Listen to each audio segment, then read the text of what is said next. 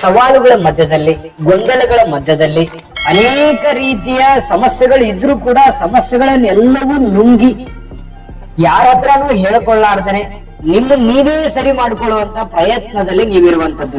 ನೀವು ಇರುವಂತ ಕೆಲಸವನ್ನ ಬದಲಾಯಿಸುವಂತ ಇಚ್ಛೆ ನಿಮಗೆ ಅದು ಸರಿ ಅನಿಸ್ತು, ನೀವು ಮಾಡುವಂತ ಕಾನ್ಫಿಡೆನ್ಸ್ ನಿಮಗಿದ್ರೆ ಖಂಡಿತ ಮಾಡಿ.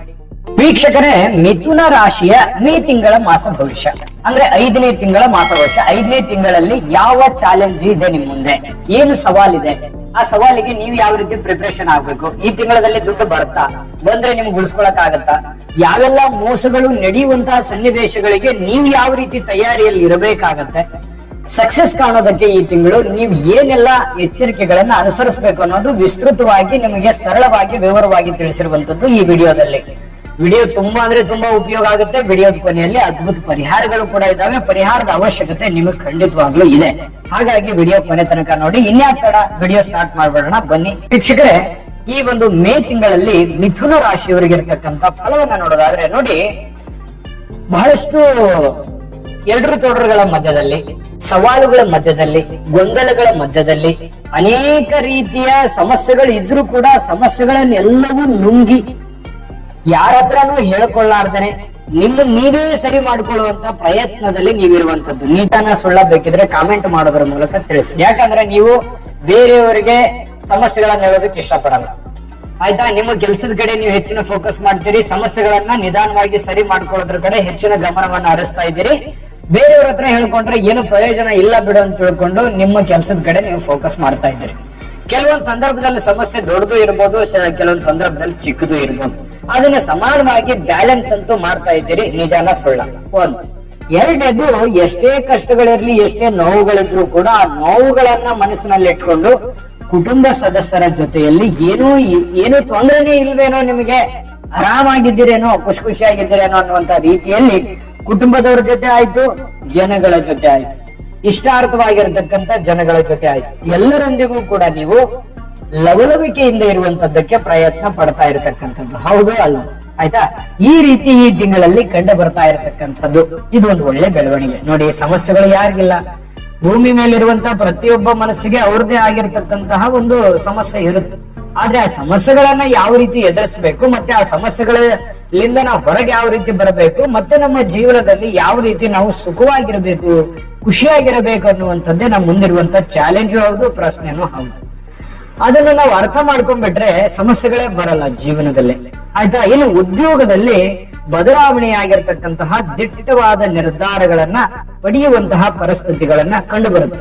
ನೋಡಿ, ಬಹಳ ದಿನಗಳಿಂದ ಒಂದೇ ತರದ ಕೆಲಸ ಮಾಡ್ತಾ ಇದ್ರಿ, 6ಕ್ಕೂ ಏರ್ತಾ ಇಲ್ಲ, 3ಕ್ಕೂ ಇಳ್ತಾ ಇಲ್ಲ, ಏನೋ ಒಂದು ಬದಲಾವಣೆ ಮಾಡ್ಬಿಡೋಣ, ಇರುವಂತ ಉದ್ಯೋಗವನ್ನ ಮೇಲ್ದರ್ಜೆಗೆ ಏರ್ಸೋಣ, ಅಥವಾ ಈ ಉದ್ಯೋಗವನ್ನ ಬಿಟ್ಟು ನಾನು ಬೇರೆ ಉದ್ಯೋಗವನ್ನ ಮಾಡೋಣ ಅನ್ನುವಂತ ಯೋಜನೆ ಏನಾದ್ರೂ ರೂಪಿಸಿದ್ರೆ, ಅಥವಾ ಹೊಸದಾಗಿ ಏನಾದ್ರೂ ಉದ್ಯಮವನ್ನು ಪ್ರಾರಂಭ ಮಾಡ್ಬೇಕು ಅಂತ ಅನ್ಕೊಂಡಿದ್ರೆ, ಯಾವ್ದೋ ಚಿಕ್ಕದೇ ಇರ್ಬೋದು, ದೊಡ್ಡದೇ ಇರ್ಬೋದು, ಖಂಡಿತವಾಗ್ಲೂ ಮಾಡಿ. ಯಾಕಂತಂದ್ರೆ ಪ್ರಯತ್ನ ಅನ್ನುವಂಥದ್ದು ತುಂಬಾ ಮುಖ್ಯ. ಪ್ರಯತ್ನ ಬಿಟ್ರಿ ಅಂತಂದ್ರೆ ಸೋಲು ಒಪ್ಕೊಂಡಿದ್ದೀರಿ ಅಂತ ಅರ್ಥ. ಹಾಗಾಗಿ ನೀವು ಇರುವಂತ ಕೆಲಸವನ್ನ ಬದಲಾಯಿಸುವಂತ ಇಚ್ಛೆ ನಿಮಗೆ ಅದು ಸರಿ ಅನಿಸ್ತು, ನೀವು ಮಾಡುವಂತ ಕಾನ್ಫಿಡೆನ್ಸ್ ನಿಮಗಿದ್ರೆ ಖಂಡಿತ ಮಾಡಿ.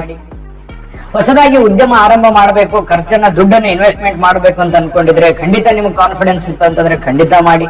ನೋಡಿ, ಮೊದಲು ಏನಿರಬೇಕು? ಆತ್ಮವಿಶ್ವಾಸ ಇರಬೇಕು ಮನುಷ್ಯರಲ್ಲಿ. ಆತ್ಮವಿಶ್ವಾಸದಿಂದ ನೀವು ಮಾಡಿರುವಂತ ಕೆಲಸದಲ್ಲಿ 100% ನೀವು ಜಯವನ್ನ ಸಾಧಿಸ್ತೀರಿ. ಇದನ್ನ ನೀವು ತಿಳ್ಕೋಬೇಕು. ಈ ವಿಡಿಯೋದಿಂದ ತಿಳ್ಕೋಬೇಕಾಗಿರುವಂತ ಬಹುಮುಖ್ಯವಾಗಿರತಕ್ಕಂತ ಅಂಶ. ನಿಜಾನ ಸುಳ್ಳ ನೋಡಿ ಬೇಕಿದ್ರೆ. ಯಾಕಂತಂದ್ರೆ ನೀವು ಒಂದು ಕಾನ್ಫಿಡೆನ್ಸ್ ಇಂದ, ಒಂದು ಆತ್ಮವಿಶ್ವಾಸದಿಂದ ಮುನ್ನುಗ್ಗಿದ್ರಿ ಅಂತಂದ್ರೆ ಅದು ಚಿಕ್ಕ ಕೆಲಸನು ದೊಡ್ಡದಾಗಿ ಮಾಡ್ಬೋದು, ದೊಡ್ಡದಂತ ಕೆಲಸ ಬೃಹತ್ತಾಗಿ ಮಾಡುವಂತಹ ಎಲ್ಲ ಸಾಮರ್ಥ್ಯ, ಎಲ್ಲ ಕೆಪಾಸಿಟಿ, ಎಲ್ಲ ಶಕ್ತಿ, ಬುದ್ಧಿ ನಿಮ್ಮಲ್ಲಿ ಇರುವಂತದ್ದು ಗಮನದಲ್ಲಿ ಇಟ್ಕೋಬೇಕಾಗುತ್ತೆ. ಯಾರ ಮೇಲೂ ಒಂದು ಭರವಸೆನ ಇಟ್ಕೊಳ್ಳೋದು ಬೇಡ. ನನ್ನ ಕೆಲಸ ಯಾರೋ ಮಾಡ್ಬಿಡ್ತಾರೆ, ನನ್ನ ಕೆಲಸಕ್ಕೆ ಸಹಾಯ ಮಾಡ್ತಾರೆ, ನಾನು ಇಲ್ದೇ ಇದ್ರೆ ಅವ್ರು ನಿಭಾಯಿಸ್ತಾರೆ ಅಂತೇಳಿ ನೆಗ್ಲೆಕ್ಟ್ ಮಾಡುವ ಹಾಗಿಲ್ಲ.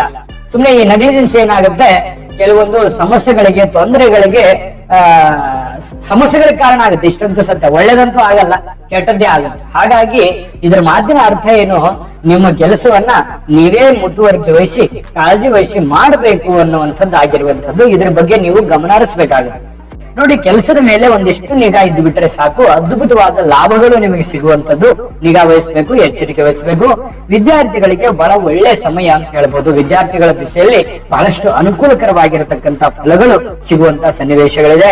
ಇನ್ನು ಕುಟುಂಬ ಸದಸ್ಯರ ಸಹಕಾರದಿಂದ ನಿಮಗೆ ಬಹಳಷ್ಟು ಅನುಕೂಲಕರ ವಾತಾವರಣ ನಿರ್ಮಾಣ ಆಗುತ್ತೆ. ಹೆಲ್ಪ್ ಮಾಡ್ತಾರೆ ಕುಟುಂಬ ಸದಸ್ಯರು, ನಿಮ್ಮ ಕಷ್ಟವನ್ನ ಅರ್ಥ ಮಾಡ್ಕೋತಾರೆ.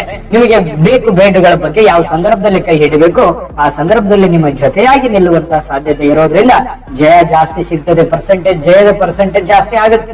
ಕುಟುಂಬದ ಟೀಮ್ ವರ್ಕ್ ಇರುತ್ತದಲ್ಲ, ಅದು ತುಂಬಾ ಬಹಳ ಮುಖ್ಯ ಮನುಷ್ಯನಿಗೆ.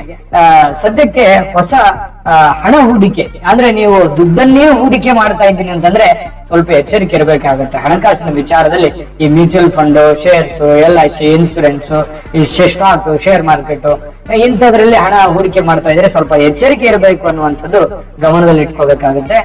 ಎಲ್ಲರೊಂದಿಗೂ ಒಂದು ಬಾಂಧವ್ಯದಿಂದ ಉತ್ತಮ ರೀತಿಯಲ್ಲಿ ಇರೋದಕ್ಕೆ ಪ್ರಯತ್ನ ಪಡ್ತಾ ಇರತಕ್ಕಂಥದ್ದು. ಚಿಕ್ಕ ಪುಟ್ಟದಾಗಿರುವಂತ ವಯಮನಸ್ಸಿರುತ್ತೆ. ಈ ಬಂಧು ಬಾಂಧವತ್ವದಲ್ಲಿ ನೀವು ಅದಕ್ಕೆ ಜಾಸ್ತಿ ಒತ್ತು ಕೊಡಲ್ಲ. ಬಂಧುತ್ವವೇ ಮುಖ್ಯ ಅನ್ನುವಂತ ದೃಷ್ಟಿಕೋನದಲ್ಲಿ ನೀವು ಬದುಕಿದಿರಿ. ನೀವು ಈಗ ಬಂದಿರುವಂತ ದಾರಿನೂ ಹಂಗೆ ಇದೆ. ಯಾಕಂತಂದ್ರೆ ನೀವು ಮನುಷ್ಯತ್ವಕ್ಕೆ, ಮನುಷ್ಯರಿಗೆ, ಸಂಬಂಧಗಳಿಗೆ ಹೆಚ್ಚಿನ ಬೆಲೆಯನ್ನ ಕೊಟ್ಟಿದ್ದೀರಿ ಹೊರತು ನಿಮ್ಮ ಹಮ್ಮು, ಹಠ, ಹಣ, ಅಧಿಕಾರ ಇದಕ್ಕೆ ಜಾಸ್ತಿ ಒತ್ತು ಕೊಟ್ಟಿರತಕ್ಕಂಥವ್ರಲ್ಲ. ವೃಷಭ ರಾಶಿಯವರು, ಮಿಥುನ್ ರಾಶಿಯವರು, ಹೌದು ಅಲ್ವೋ? ಬೇಕಿದ್ರೆ ನಿಮ್ಮ ಅಭಿಪ್ರಾಯವನ್ನ ಕಾಮೆಂಟ್ ಮಾಡೋದ್ರ ಮೂಲಕ ತಿಳಿಸಿ. ಇನ್ನು ಈ ಸಣ್ಣ ಪುಟ್ಟ ನಷ್ಟಗಳಿಗೆ ಇರ್ತವೆ, ಅದಕ್ಕೆ ತಲೆ ಕೆಡಿಸ್ಕೊಳಕ್ ಹೋಗ್ಬೇಡಿ. ಒಂದು ಪಕ್ಕ ಪ್ಲಾನ್ ಮಾಡ್ಕೊಂಡು, ಒಂದು ಪ್ರಿಪರೇಷನ್ ಮಾಡ್ಕೊಂಡು ಫೀಲ್ಡ್ಗೆ ಇಳಿದ್ರೆ ಡೆಫಿನೆಟ್ ಆಗಿ ನೀವು ಗೆಲ್ಲುವಂತ ಸಾಧ್ಯತೆಗಳು ಹೆಚ್ಚಾಗಿದೆ.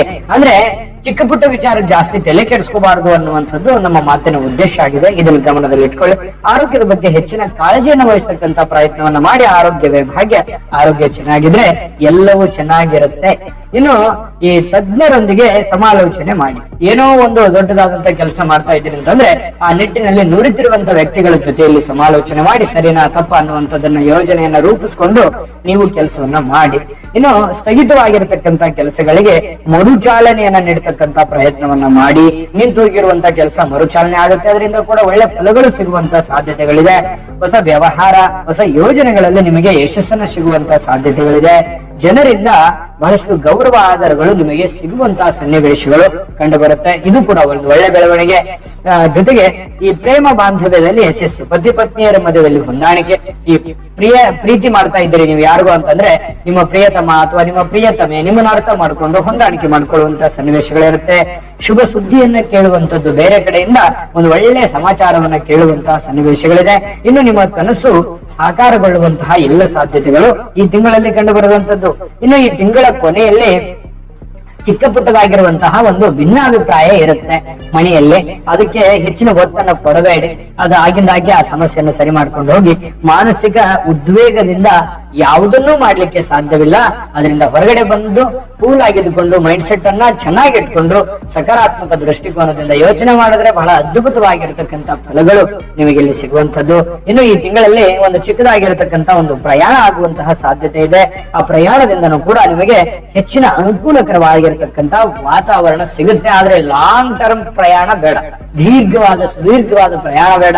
ಯಾಕೆ ಸುದೀರ್ಘವಾದ ಪ್ರಯಾಣ ಬೇಡ ಅಂತಂದ್ರೆ ಸಮಯ ಬಹಳ ವ್ಯರ್ಥ ಆಗುತ್ತೆ, ದುಡ್ಡು ವ್ಯರ್ಥ ಆಗುತ್ತೆ, ಆರೋಗ್ಯದ ಮೇಲೂ ಕೂಡ ಪರಿಣಾಮಗಳಾಗುವಂತಹ ಸಾಧ್ಯತೆಗಳು ಇರೋದ್ರಿಂದ ಶಾರ್ಟ್ ಆಗಿರ್ಲಿ, ಸ್ವೀಟ್ ಆಗಿರ್ಲಿ, ಅದರಿಂದ ಕೂಡ ನಿಮಗೆ ಮನಸ್ಸಿಗೆ ಸಂತೋಷ, ಸಮಾಧಾನವನ್ನ ತಂದುಕೊಡುವಂತಹ ಸಾಧ್ಯತೆಗಳಿದೆ.